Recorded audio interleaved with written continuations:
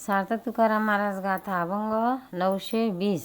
मागता विभाग कोठे लपालजी मग, मागता विभाग कोठे लपालजी मग, संत साक्ष या वचना त्याशी ठाऊकी या खुना, संत साक्षी या वचना त्याशी ठाऊकी या खुना, होईन धरणे करी मग मिरी गोनेदी बाहेरी, होईन धरणे करी मग मिरी गोनेदी बाहेरी, तुका म्हणे मी अक्षर तुझ देवपणाचा भार, तुका म्हणे मी अक्षर तुझ देवपणाचा भार, मागता विभाग कोठे लपिलजी मग।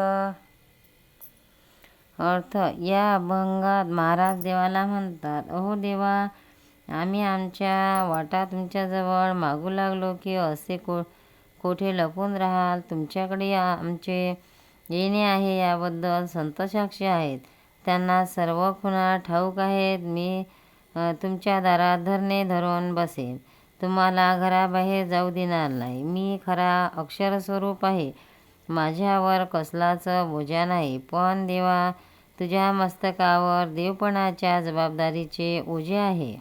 सार्थ तुकाराम महाराज गाथा अभंग 921।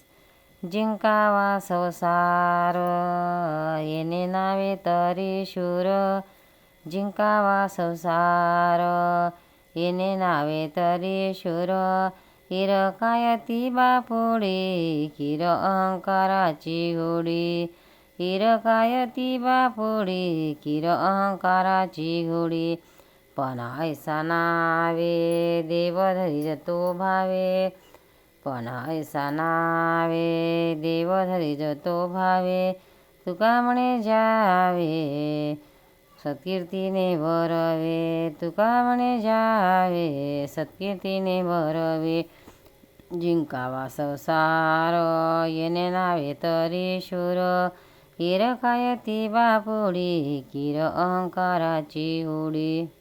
अर्थ महाराज म्हणतात, जो संसाराला जिंकतो तोच खरा शूर होय।